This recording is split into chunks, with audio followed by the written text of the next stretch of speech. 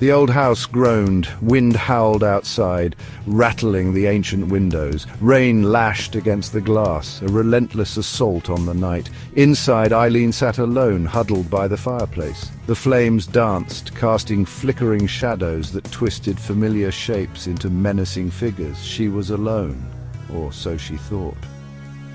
Eileen pulled her shawl tighter, a shiver running down her spine. The house felt different tonight, colder. A presence lingered in the air, unseen but palpable.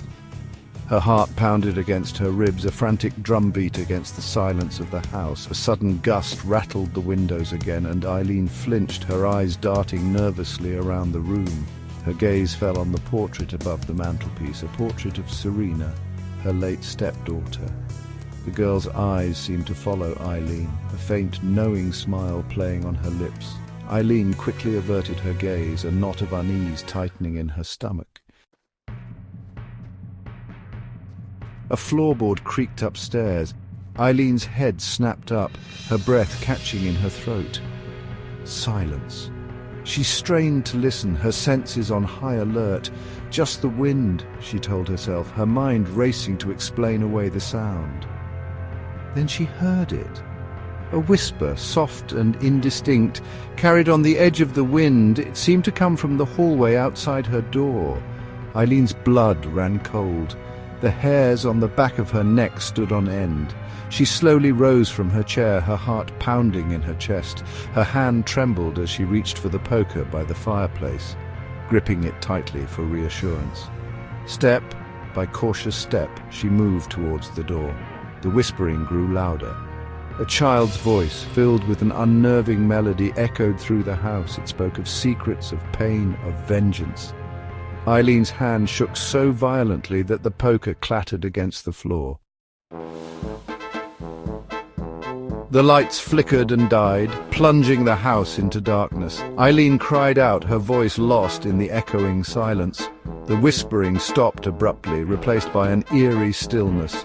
Then a cold spot settled in the air around her, chilling her to the bone. She felt a presence behind her, cold and menacing. She whirled around, her eyes searching the darkness. For a moment she saw nothing. Then a figure began to coalesce in the shadows. It was Serena. Her ethereal form shimmered, translucent, her eyes burning with a cold, otherworldly light. She wore the same white dress she was buried in, stained now with what looked like mud and blood. Eileen stumbled back, her breath catching in her throat. Terror, raw and consuming, washed over her. She tried to speak, but no words came out. "You!" Serena's voice, cold and sharp as shattered glass, cut through the silence. It wasn't the sweet voice Eileen remembered. This voice dripped with hatred and an icy fury. Eileen pressed herself against the wall, her eyes fixed on the apparition. "Serena, is that really you?" "You took everything from me," Serena hissed, her voice echoing around them. "My life, my family, my future." Eileen shook her head, fear constricting her throat. "No, I loved you. I would never—" Her words trailed off, and the lie catching in her throat. "Liar!" Serena screamed, her voice echoing with an unearthly power. The temperature in the room plummeted. The air grew heavy, thick with the stench of decay and damp earth. "You were jealous. You wanted me gone." "No, please," Eileen whimpered, her resolve crumbling. The truth, buried deep within her, clawed its way to the surface.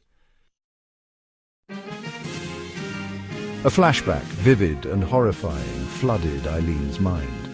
The argument with Serena, the push, the girl's terrified scream as she tumbled down the stairs, the sickening thud, the chilling silence, and then the calculated cover-up, the web of lies she'd spun to hide her crime.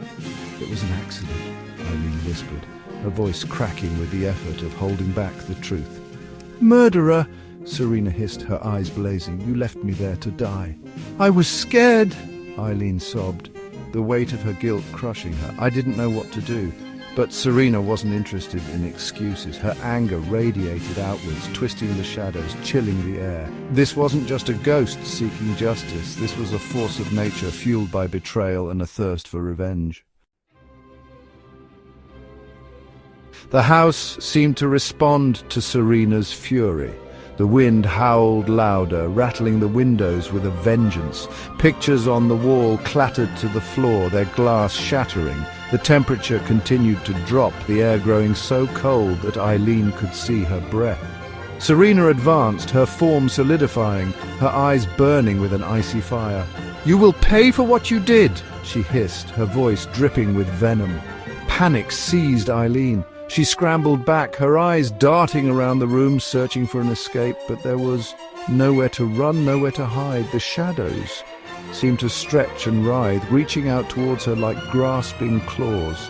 Eileen screamed, a primal sound of terror that echoed through the house. The temperature plummeted. A bone-chilling cold enveloped Eileen, stealing her breath.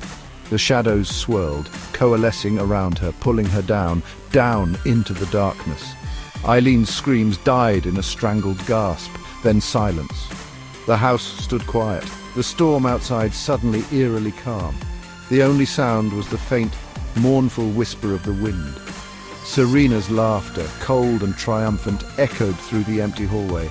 Then it too faded, leaving behind an oppressive silence. The house once again belonged to its secrets. And Serena, her vengeance complete, remained a chilling reminder that some sins can never be buried, only avenged.